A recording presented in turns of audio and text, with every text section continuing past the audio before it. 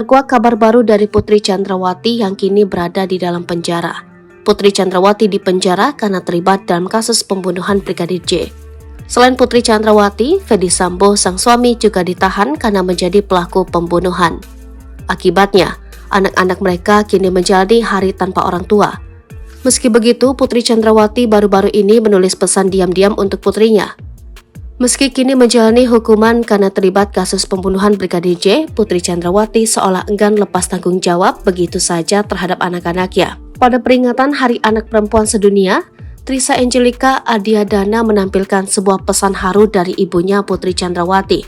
Sang ibu memberikan sebuah kue berucapkan, "Selamat Hari Anak Perempuan Sedunia" dan sebuah surat berisi pesan yang ditulis tangan.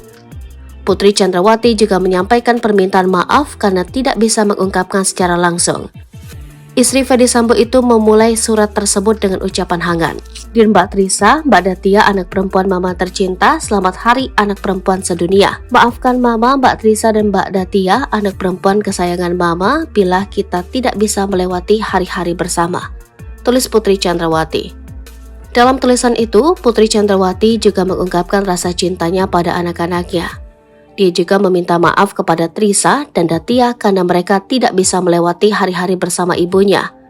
Kendati demikian, ia selalu mendoakan anak-anaknya. "Walaupun Mama tidak bersama kalian untuk melewati hari-hari, tapi kasih sayang dan doa Mama selalu menyertai dalam setiap langkah hidup kalian baik suka maupun duka lanjutnya."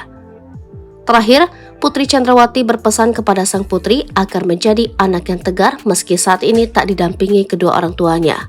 "Anak perempuan kesayangan Mama, jadilah anak yang kuat, tangguh, sabar dan pemaaf.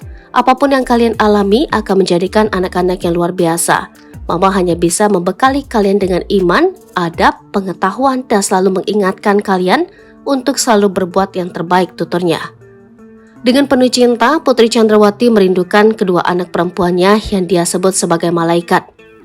"Dimanapun doa Mama menyertai kalian berada, setiap langkah hidup kalian sepanjang masa. Sun sayang dan peluk hangat rindu dua malaikat kesayangan Mama," tandas Putri Chandrawati.